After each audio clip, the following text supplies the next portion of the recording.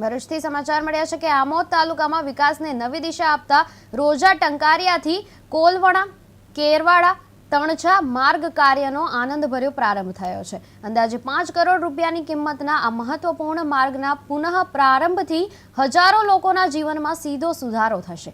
લાંબા સમયથી ખરાબ હાલતમાં રહેલો અને અટકેલો આ માર્ગ હવે ફરીથી શરૂઆત પામ્યો છે, જેમાં આમોદ તાલુકા ભાજપ પ્રમુખ દીપકભાઈ ચૌહાણની સતત દોડધામ અને અનુસરણ મુખ્ય કારણે બન્યા છે।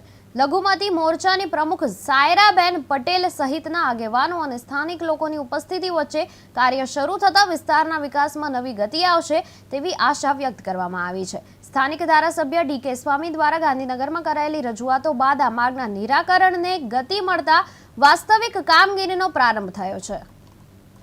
રોજા ટંકારિયા કોલવણા કેરવાડા તણછા રોડનું ખાતમુહૂર્ત કરવામાં આવ્યું, જેમાં ગામના સરપંચ, તાલુકા પંચાયતના સભ્યો, ભારતીય જનતા પાર્ટીના કાર્યકરો હાજર રહ્યા।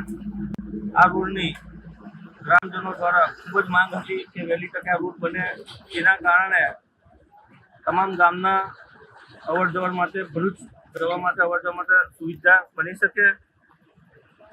જે બદલ જંબુસર વિધાનસભાના ધારાસભ્ય ડીકે સ્વામી તેમજ આપણા ગુજરાત રાજ્યના મુખ્યમંત્રી શ્રી ભૂપેન્દ્ર પટેલ સાહેબનો ગામ વતી તેમજ ભારતીય જનતા પાર્ટી વતી ખૂબ ખૂબ આભાર વ્યક્ત કરીએ છીએ।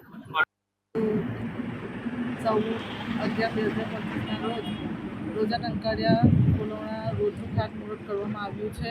તે બદલ સૌ પ્રથમ તો હું પહેલાં અમારા ભાજપના પ્રમુખ દીપકભાઈ ચૌહાણ અને અમારા એમએલએ ધારાસભ્ય ડીકે સ્વામીનો ખૂબ આભાર વ્યક્ત કરું છું કે જેમણે અમારું કામ આટલું ઝડપી ટૂંક સમયમાં અમે કીધેલું પેટા ચૂંટણી વખતે આવેલા કોલવણા ગામમાં ડીકે સ્વામી, ત્યારે એમને કીધેલું કે આ રસ્તાનું કામ કરી દો, તો ખૂબ જ ટૂંક સમયમાં એમની ખૂબ જ મહેનત કરીને આટલું રસ્તાનું કામ અમારું આજે ચાલુ થઈ રહ્યું છે।